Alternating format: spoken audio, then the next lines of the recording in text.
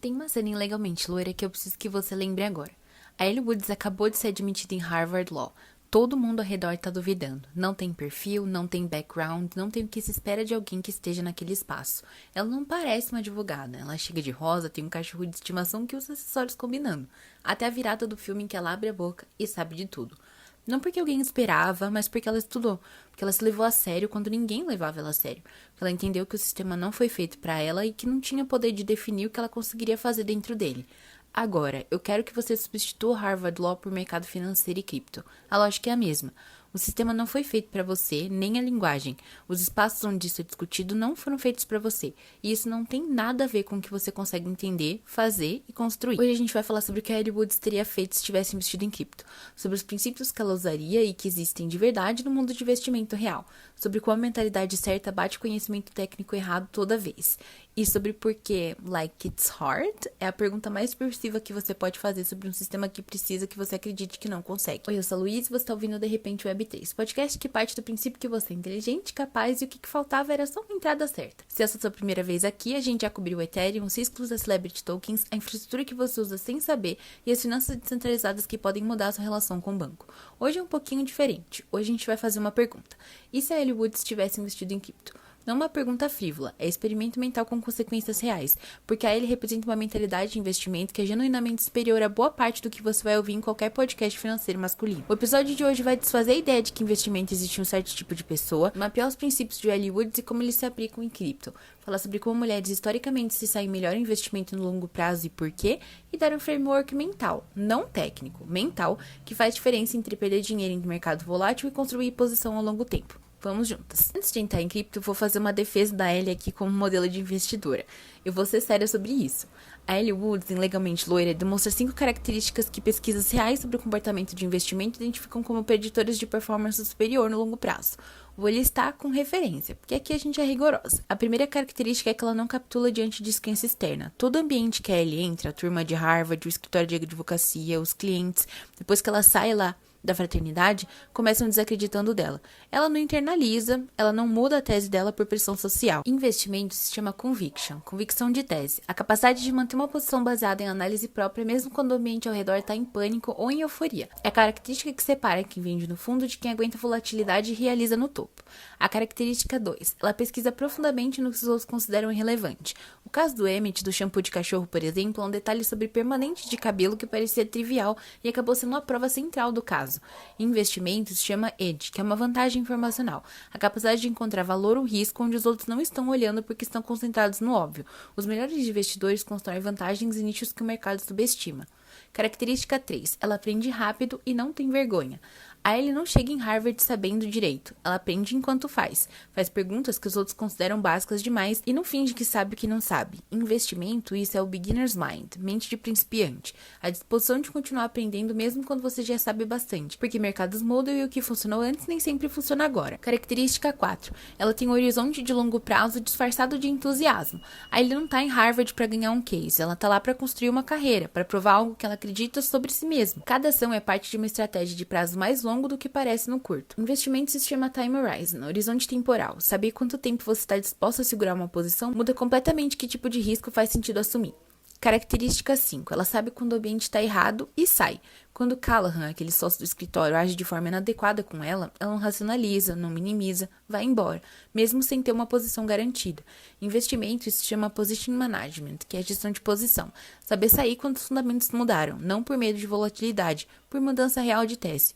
5 características: conviction, edge, beginner's mind, time horizon, position management. Isso não é análise que eu inventei. São conceitos reais de literatura de investimento, de behavioral finance e de psicologia de mercado. E uma personagem de filme de comédia romântica de 2011 demonstra de forma mais consistente do que muitos gurus de cripto que você vai encontrar por aí.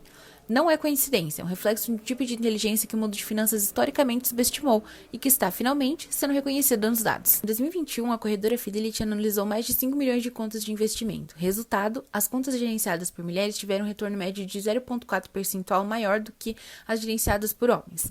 0,4 ponto percentual parece pequeno. No longo prazo, sobre capital composto, é bem transformador. Mas o dado mais interessante não é esse, é o porquê. A pesquisa da Work Business School, com mais de 2.008 investidores de varejo, identificou que mulheres negociam menos frequentemente que homens, e que isso sozinho explica boa parte da diferença de retorno.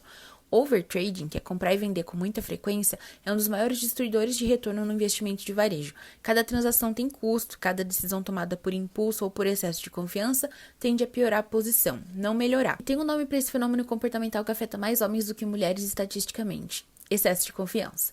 Pesquisa clássica da Bradbury e Terence Odin, publicada em 2001 no Quarterly Journal of Economics, mostrou que homens negociam 45% mais do que mulheres, e por causa disso tem retorno anual 2,65 pontos percentuais menor. Não é que as mulheres sejam magicamente melhores em selecionar ativos, é que elas fazem menos burrice por excesso de confiança. É igual dizer que ego de homem tinha que ser vendido engarrafado. Isso importa em cripto de forma amplificada, porque cripto é o ambiente mais condizente para overtrending que existe.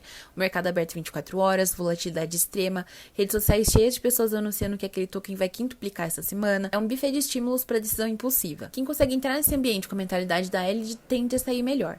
Agora, tem uma nuance importante que eu preciso mencionar. Esses dados são sobre investimento no varejo geral. Dentro de cripto, especificadamente, a pesquisa é mais escassa porque o mercado é mais novo, mas os mecanismos comportamentais são os mesmos. E tem mais. Pesquisas sobre mulheres em cripto especificadamente mostram que ela tem menor tolerância a projetos altamente especulativos sem fundamentação, o que, dado o histórico de golpes e rug pulls no setor, é uma verdadeira vantagem. Quem não demorou mais para entrar no mercado porque não entendia pode ter sido protegido por essa hesitação. Quem entrou por fome em 2021 sem entender o que estava comprando, independente de gênero, geralmente saiu com prejuízo. Hesitação com consciência e estratégia, hesitação por exclusão não é. A diferença está no porquê que você está hesitando. Os 5 princípios de Ellie Woods aplicados em cripto. Ok, a gente vai fazer esse exercício. Se a Ellie Woods tivesse uma carteira de cripto, como que ela pensaria? O que ela faria de diferente e o que a gente pode aprender com isso? Primeiro princípio, pesquise onde os outros não estão olhando. A Ellie não ganhou o caso pelos argumentos óbvios, ela ganhou pelo detalhe que ninguém considerou relevante o suficiente para investigar. Em cripto isso se traduz assim: os ativos mais óbvios, como o Bitcoin ou o Ethereum, já têm um preço que reflete o que a maioria sabe sobre eles. O valor que ainda não foi precificado pelo mercado está onde poucos olharam. Isso não significa perseguir token obscuro com promessa de 1000%. Significa pesquisar com profundidade onde os outros só passaram a superfície. Princípio 2. Não venda convicção por aprovação social. Tem uma cena no filme em que a professora humilha a Ellie na frente da turma, basicamente. Ela sai da sala bem chateada e depois retorna, arrasando. Não mudou de posição porque ela foi humilhada. Lamentou, processou e voltou, mesmo estudando na esteira. A pergunta não é o que estão dizendo, é os fundamentos que me fizeram entrar mudaram? Se não mudaram, a volatilidade não é mudança de fundamento, é ruído. Se mudaram, sair com prejuízo pode ser a decisão mais inteligente disponível. A diferença entre conviction e teimosia é a análise. Você revisita a tese, você não revisita a posição por causa de pressão social. Princípio 3. Faça perguntas que parecem básicas. Em Harvard, a Ellie perguntou coisas que a turma considerava óbvias, e várias dessas perguntas óbvias levavam a insights que ninguém mais tinha chegado. Em cripto, sempre pergunte o básico, sem vergonha, sem fingir que já sabe. Como esse protocolo ganha dinheiro? Pergunta básica. A maioria das pessoas não sabe responder sobre o projeto que está investindo. Se eu tirar o token e o produto ainda funciona? Outra pergunta básica é que o segmento de risco do episódio anterior já mostrou como é reveladora. Perguntas básicas são subversivas porque expõem o que está sendo obscurecido por jargão. Princípio 4. Horizonte longo, mapa claro. A Ellie foi para Harvard para construir uma trajetória. Claro que no início tinha outras implicações, como ir atrás daquele namorado tóxico. Mas em cripto, o horizonte temporal muda tudo. Um ativo que você está disposto a segurar por 2 anos exige avaliação completamente diferente de um que você planeja vender em 2 semanas. Se você está em cripto com um horizonte longo, acreditando no desenvolvimento do setor ao longo de múltiplos anos, volatilidade de curto prazo é dado, não decisão. Você não precisa reagir a cada movimento. O Bitcoin caiu 80% 3 vezes na história. Quem comprou antes de qualquer uma dessas quedas e segurou até hoje ainda tem retorno positivo expressivo. Isso não é garantia para o futuro, mas é uma evidência de que o horizonte temporal é a variável mais importante do que o timing de entrada. Princípio 5. Reconheça quando o ambiente mudou os fundamentos e saia sem drama. Quando Callahan cruzou a linha, ele saiu, sem renegociação, sem segunda chance, sem racionalizar. Investimento e seu position management com integridade. Se o fundador de um projeto em que você investiu foi preso por fraude, os fundamentos mudaram, sai. Se descobriram que um protocolo está sendo auditado por regulador e pode ser fechado, os fundamentos mudaram. Avalia. Sair não é sempre um fracasso. Na hora certa é disciplina. 5 princípios. Isso é o que a Ellie teria feito. E honestamente é o que qualquer pessoa bem orientada deveria fazer. O fato de que nós chegamos a isso através de um personagem de filme cor-de-rosa é talvez o ponto desse podcast. Ok, vamos pro concreto. Antes de qualquer posição de qualquer ativo, cripto ou não, um investidor Ellie Woods construiria uma tese, documentável, defendível, com critério de saída incluído. Mas o que é uma tese de investimento? É uma resposta para a pergunta: por que eu acredito que esse ativo vai valer mais no futuro do que ele vale hoje e em que cenário eu estaria errada? Note as duas partes, a razão de acreditar e a condição de estar errada. Qualquer pessoa pode falar porque acredita em algo. Quem pensa como a Ellie também pensa em quando estaria errada. Deixa eu te dar uma estrutura de 5 perguntas para construir uma tese em qualquer ativo em cripto. Eu chamo de caso da Ellie porque pode, funciona e porque é mais memorável do que framework de due diligence. A primeira pergunta é: o que esse projeto resolve, para quem e quão bem? Não white paper, o que você consegue explicar em 2 frases para uma amiga que nunca ouviu falar. Se você não consegue explicar, você não entende o suficiente ainda para investir. Exemplo, o Bitcoin resolve o problema de transferir valor sem precisar do banco ou governo intermediando, para qualquer pessoa no mundo com internet. 2 frases, bem claro. Exemplo ruim, é um ecossistema de soluções blockchain da próxima geração habilitando sinergia entre finanças descentralizadas e Layer 2 para otimização de yield. Isso é jargão, não explicação. Pergunta 2. Quem são os concorrentes e por que esse é o melhor caminho? Dificilmente um projeto existe sem alternativas. Se ele existe sem alternativas, pergunte por quê. Pode ser uma oportunidade ou pode ser porque ninguém considerou aquilo uma boa ideia ainda. Se ele tem concorrentes, o que diferencia de forma defensável? Tecnologia melhor, comunidade maior, first mover advantage, integração com protocolo maior? Pergunta 3. Quem está construindo? Eles têm histórico? Time anônimo não é automaticamente ruim, mas exige uma análise técnica. Time conhecido tem histórico verificável em outros projetos? O que aconteceu com eles? Investidores institucionais reconhecidos. Quem colocou capital? Venture capital sério que faz due diligence independente é sinal diferente de influencer que foi pago. Pergunta 4. Qual a estrutura de tokens e quem tem incentivo de que o preço suba além de mim? Quantos tokens existem? Quantos estão em circulação agora versus no futuro? Quando tokens de equipe de investidores desbloqueiam, há mecanismo de queima que reduz oferta? Pergunta 5. Em que cenário eu estaria errada e como eu saberia? Essa é a pergunta Ellie Woods. E ninguém gosta de fazer. Se esse projeto falhar, qual é o motivo mais provável? Regulação? Concorrente melhor? Problema técnico? Fundador com problema de integridade? Você monitora esses riscos? Updates de projeto? Acompanha auditoria de segurança?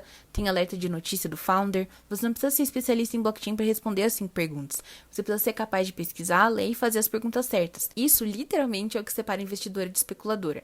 Uma coisa prática, escreve a tese. No papel, no Notes, no Google Docs, escrever força clareza. E quando o mercado cair e você quiser vender em pânico, você volta para essa tese escrita e pergunta: os fundamentos que escrevi aqui mudaram?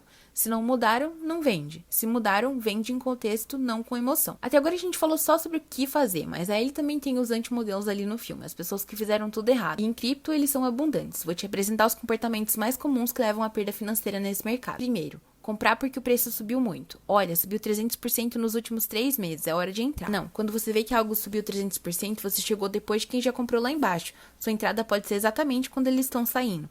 A Ellie Woods não entrou em Harvard concorrendo porque todo mundo estava entrando. Ela entrou porque pesquisou, preparou e decidiu fazer o que fazia sentido para ela naquele momento. Vender porque o preço caiu muito. Inversamente, caiu 40%, precisa sair antes de perder tudo. Se você construiu uma tese antes de entrar, a pergunta na queda é: os fundamentos mudaram? Não o preço, os fundamentos. Preço cai, fundamento de projeto sólido tende a persistir. 3. Colocar mais do que pode perder. Esse é o mais sério, mas é o mais comum. Cripto é muito volátil. É um ativo que pode cair 80% em meses. Isso já aconteceu com Bitcoin, com Ethereum, que são os mais robustos do setor. Com ativos menores pode cair ainda mais, e até a zero. Se você coloca em cripto o dinheiro que você precisa para pagar o aluguel, você transformou o investimento em aposta de alto risco com prazo fixo. E as apostas com prazo fixo em mercado volátil costumam terminar mal. Para quem tem interesse em começar, o consenso em educação financeira é alocar ativos de alto risco que você pode perder completamente sem impacto na sua vida. Não um número fixo, uma proporção que faz sentido para o seu contexto. 4. Confundir atividade com progresso. Ficar verificando o preço de 5 em 5 minutos. Entrar e sair de posição a cada notícia. Fazer swap de token em token seguindo o que está performando essa semana. Isso parece trabalho, parece que você está gerenciando ativamente. Na maioria dos casos, é só custo de transação se acumulando e decisão emocional substituindo estratégia. A pesquisa que mencionei antes sobre overtrading não está exagerando. A maioria das pessoas que negociam ativamente obtém retorno pior do que se tivesse simplesmente segurado. 5. Tomar conselho de quem tem interesse no seu dinheiro. Não no sentido de que quer te roubar, no sentido mais sutil de que quem tem incentivo diferente do seu. Influencer que ganha como afiliado de exchange tem incentivo de que você abra uma conta, não de que você invista bem. Founder de projetos tem incentivo de que você compre o token, não de que você avalie bem se deveria. Pessoa que comprou no início precisa de novos entrantes para realizar lucro tem incentivo de que você entre, não que seja uma boa decisão. Isso não significa que toda a informação de todos esses atores é inválida. Significa que você precisa passar pelo filtro. Qual é o incentivo de quem tá me dizendo isso? A Ellie sempre soube quem tinha motivo para querer que ela saísse da sala, e foi mais cuidadosa valiosa com informação vinda dessas pessoas. Ok, vamos tornar tudo isso tangível. O que uma carteira montada com a mentalidade da Ellie parece? Não em termos de ativos específicos, não vou recomendar o que comprar, em termos de estrutura lógica. A primeira camada é a fundação. A maioria dos investidores em cripto, inclusive os mais sofisticados, tem a maior parte de exposição em ativos que são mais estabelecidos, como o Bitcoin e o Ethereum. Não porque são emocionantes, porque tem histórico mais longo, liquidez maior e casos de uso mais documentado. Em analogia de moda, são um blazer bem cortado e uma calça de alfaiataria. Geralmente não são o primeiro look ou fechamento de um desfile, mas são âncora de tudo que você coloca. A camada 2, a tese específica. Uma ou duas posições em ativos que você construiu tese detalhada, 5 perguntas do caso da Ellie. Aplicou o framework, tem resposta clara, tem critério de saída definido. Essas posições são menores em proporção do que a fundação. Por quê? Porque tese específica tem risco específico. Você pode estar certo, mas pode estar errado. A fundação existe para garantir que você estiver errado na tese específica, não perca tudo. Em analogia, é uma peça statement. O item que reflete essa pesquisa, seu estilo particular, sua visão, funciona porque está ancorado pela fundação. Camada 3, a exploração educacional. Uma posição pequena, bem pequena mesmo, em algo que você está aprendendo. Um protocolo DeFi que você quer entender melhor, um Layer 2 que você acompanhou, um experimento com stablecoin para entender o processo. O propósito não é o retorno, é aprendizado mesmo com um skin in the game. Porque quando tem dinheiro envolvido, você presta atenção diferente. Proporções que fazem sentido para a maioria dos iniciantes. Na fundação, 70 a 80% da exposição em cripto. Na tese específica, de 15 a 25%. E a exploração educacional, 5% ou menos. E a exposição total em cripto? Só você pode definir baseado no seu contexto financeiro, horizonte, tolerância à volatilidade. Mas o princípio do só o que você pode perder sem impactar a sua vida continua valendo. Tem mais uma coisa que eu acho importante para a mentalidade da Ellie em cripto. Você não precisa ter resposta para tudo agora. A Ellie foi a Harvard sem saber direito como seria. Ela foi descobrindo, se ajustando ao longo do caminho. Você pode começar com a fundação, sem tese específica ainda enquanto estuda. Você pode ter uma posição mínima enquanto continua aprendendo. Você pode observar sem posição nenhuma por 6 meses enquanto constrói contexto. Não existe entrada certa obrigatória. Existe entrada consciente quando fizer sentido para você. And like it's hard? A pergunta do nosso episódio, a resposta é: depende do que você está comparando. É mais difícil de comprar CDB? Sim. É mais difícil do que aprender a usar o Instagram quando ele era novo? Não. É mais difícil do que entender um contrato de financiamento imobiliário com todos os encargos? Provavelmente não. É mais difícil do que passar em Harvard Law sem background de direito? Definitivamente não. E a Ellie fez isso. Pra gente terminar, o que a Ellie Woods teria feito em cripto? Ela teria pesquisado mais fundo do que esperavam que ela teria feito. Ela teria mantido convicção sob pressão, feito as perguntas que pareciam básicas demais e definido um horizonte de longo prazo e não deixado a volatilidade destruir isso. E ela teria saído quando os fundamentos mudaram, sem drama, sem nostalgia.